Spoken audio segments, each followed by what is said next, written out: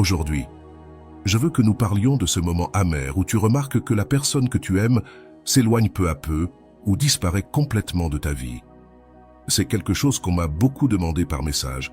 Alors je veux en parler de manière simple mais très profonde pour que, si cela t'arrive ou est en train de t'arriver, tu saches comment mieux percevoir la situation, afin que, par conséquent, tu puisses mieux penser, ressentir et agir à son égard, et ainsi la surmonter correctement.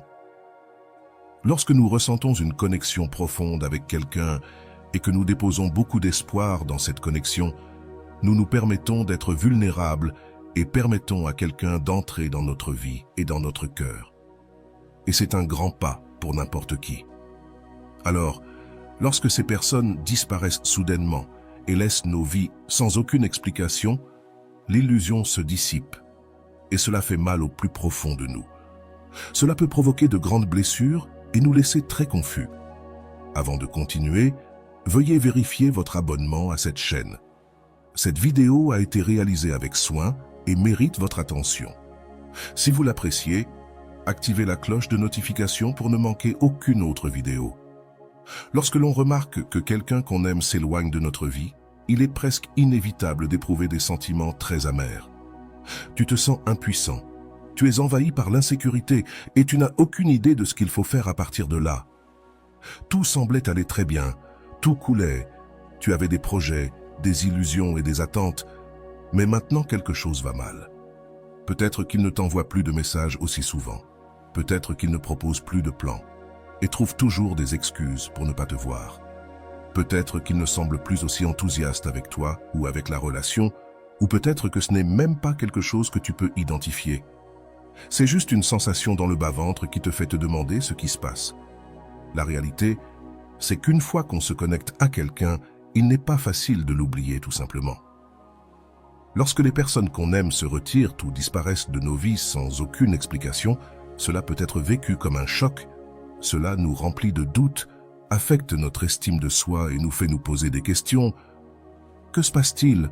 Que s'est-il passé? Qu'ai-je fait de mal? Qu'ai-je dit? Qu'ai-je fait? Qu'est-ce que je n'ai pas fait? Lorsque cela se produit, beaucoup de femmes et d'hommes paniquent. Ils font tout ce qu'ils peuvent pour ne pas perdre cette personne. Ils veulent la ramener et veulent, urgents et désespérés, remettre la relation sur les rails. Leurs intentions sont bonnes, mais la plupart du temps, sans s'en rendre compte, ils empirent la situation et augmentent énormément le stress qu'ils vivent. C'est pourquoi aujourd'hui, je vais te dire exactement ce que tu dois faire et ce que tu ne dois pas faire lorsque quelqu'un qui était proche de toi commence à s'éloigner ou disparaît complètement. Tout d'abord, ne tente pas de reconquérir cette personne.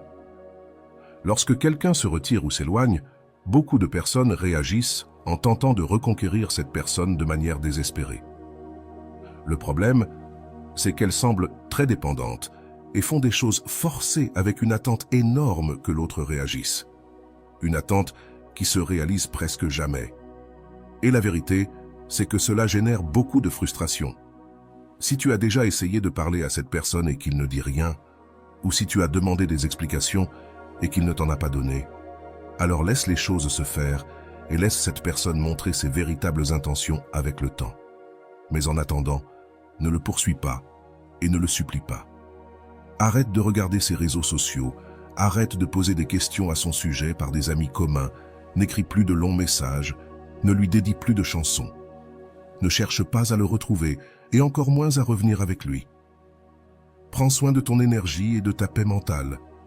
Lâche prise et laisse cette personne partir. Si tu continues à supplier pour qu'il revienne ou à tout essayer pour reconquérir cette personne sans qu'elle mette du sien, tu réduis ta propre valeur et tu lui dis « Je ne suis pas digne de toi, mais de toute façon, je veux que tu me choisisses. Je te supplie de me choisir. » Tu ne dois pas faire cela. Prends soin de ta dignité.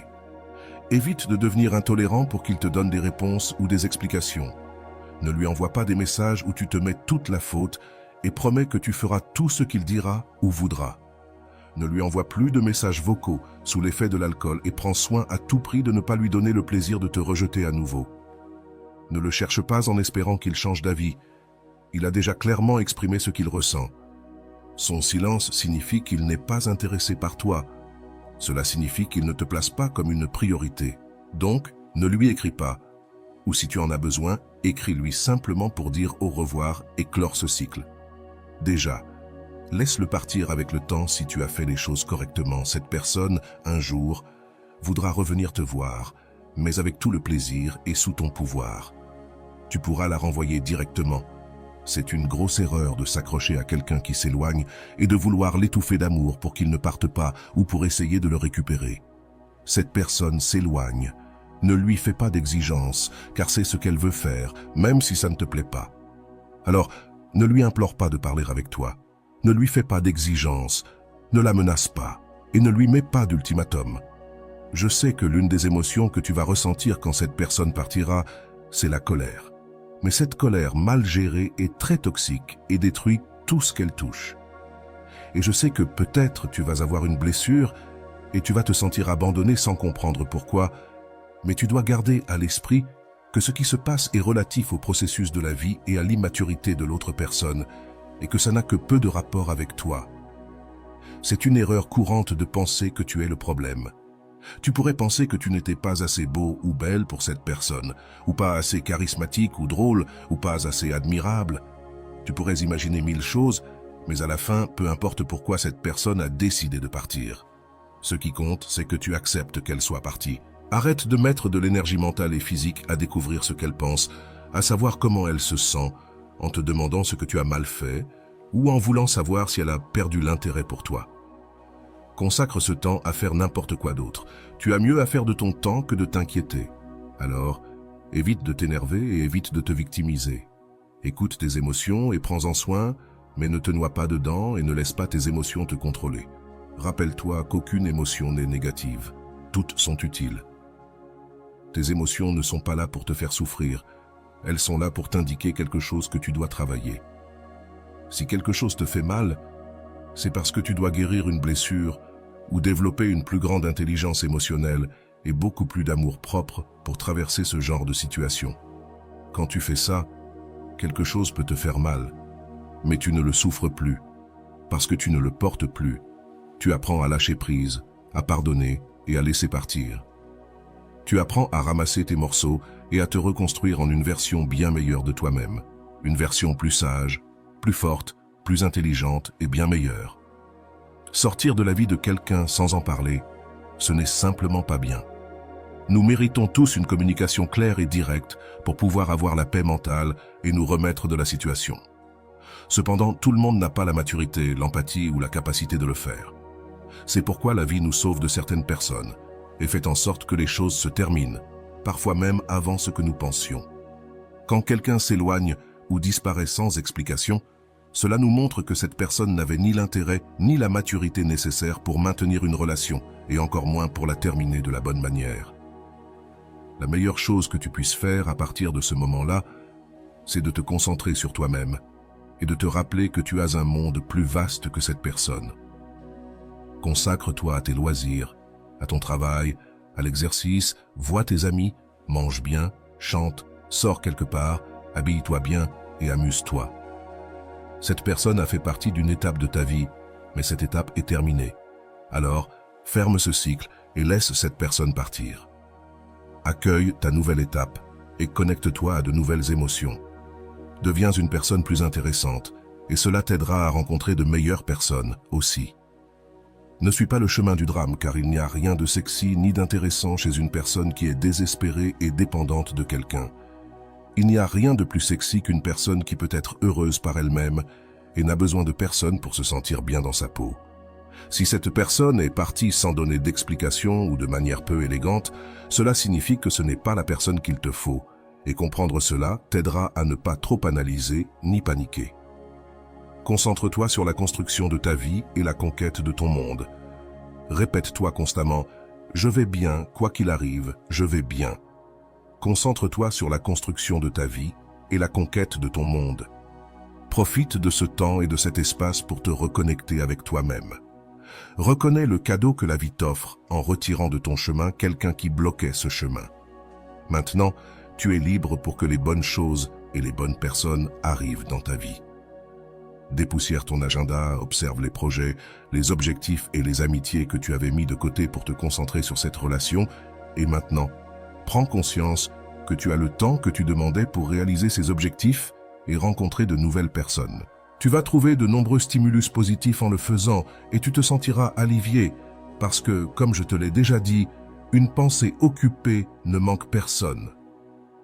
Alors, occupe ton esprit en travaillant sur toi-même et en conquérant ton monde. Apprends à clore les cycles du passé, cultive ton niveau d'amour-propre et fais tout ce que tu dois faire pour construire de meilleures relations, à commencer par ta relation la plus importante, qui est celle avec toi-même. Le travail intérieur est indispensable pour ne pas souffrir.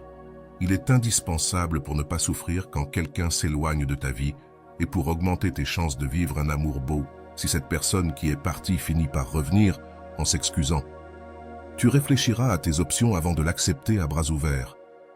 Mais souviens-toi de la facilité avec laquelle elle s'est éloignée avant de l'accepter à nouveau. Souviens-toi de comment elle n'a pas su voir ta valeur, même si tu l'as traitée avec tout ton amour. Tu décideras ce qu'il faut faire.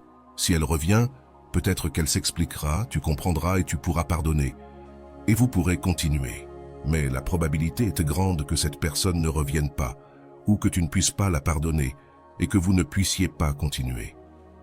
Et c'est une bonne nouvelle, car tu pourras trouver quelqu'un de beaucoup plus près pour toi, et pour une relation engagée.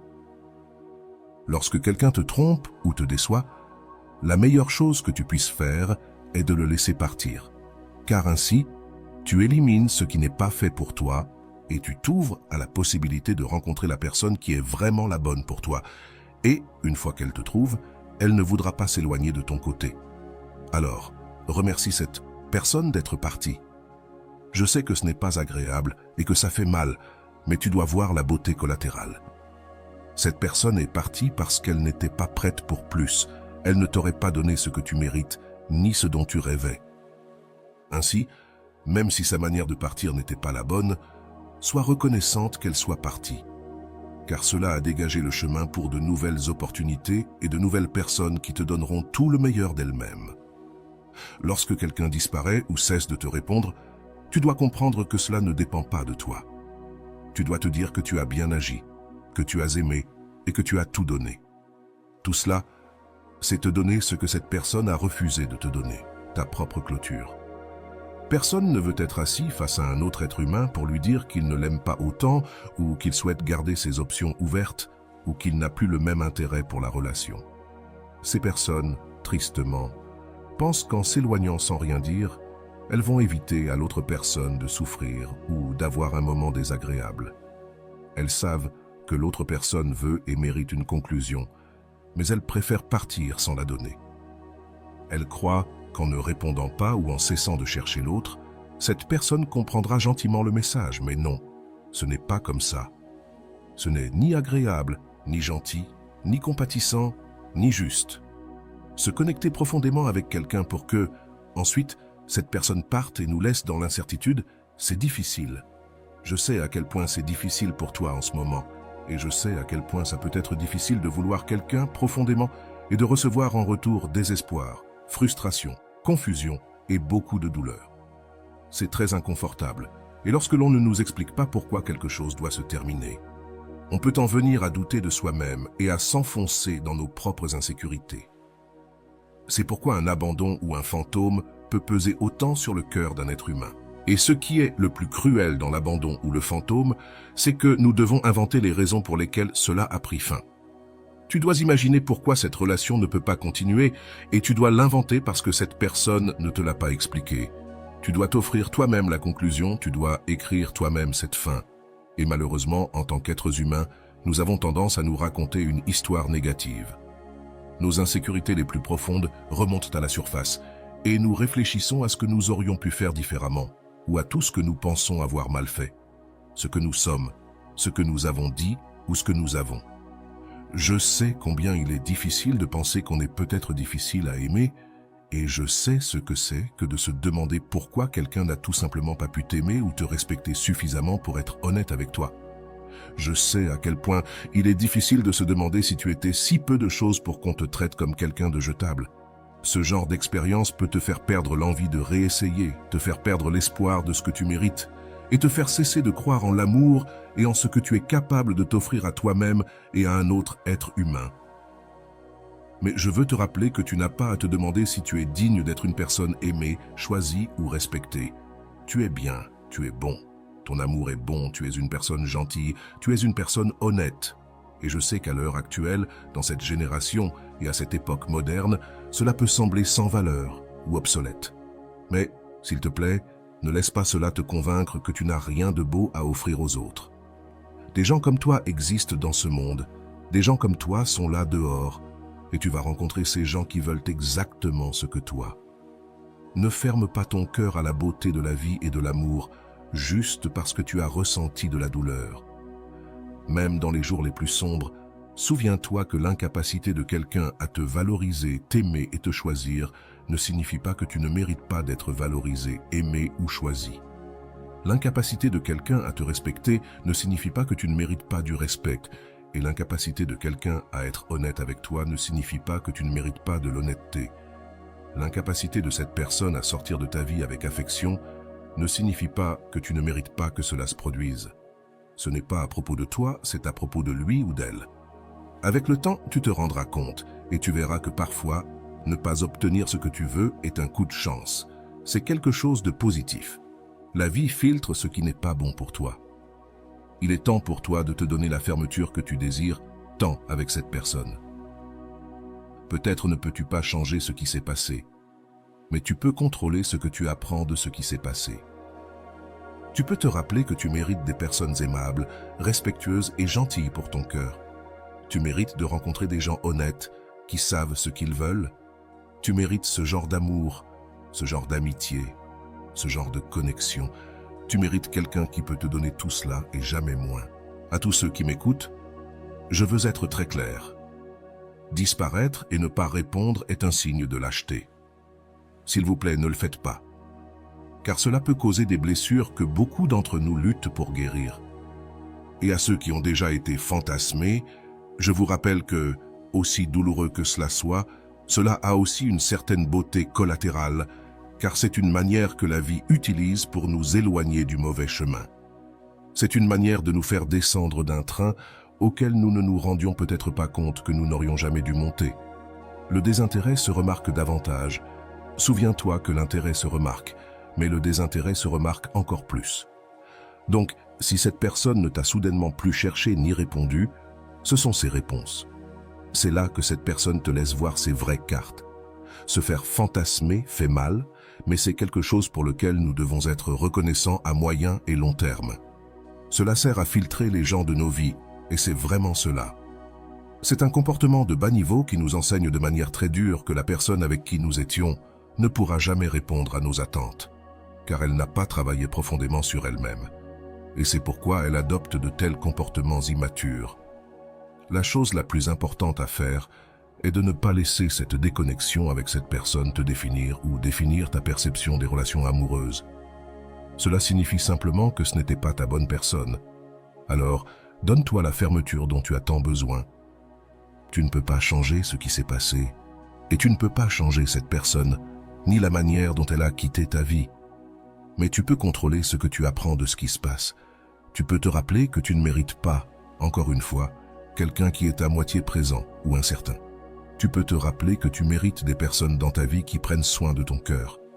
Tu peux comprendre que, dans les prochaines occasions, tu veux et tu mérites de l'empathie et des personnes qui sont honnêtes avec elles-mêmes et avec toi, et qui savent ce qu'elles veulent de la vie et des relations. Tu mérites ce genre d'amour, ce genre d'amitié, ce genre de connexion. Tu mérites de te sentir valorisé, soigné et vraiment aimé. Et quelqu'un qui quitte ta vie de manière aussi brutale ne pourra jamais t'offrir quelque chose de cela. Tu mérites quelqu'un qui pourra te donner cela. Si cet épisode t'a plu, s'il te plaît, fais-le moi savoir dans les commentaires et n'oublie pas de t'abonner pour recevoir les prochains épisodes. À très bientôt.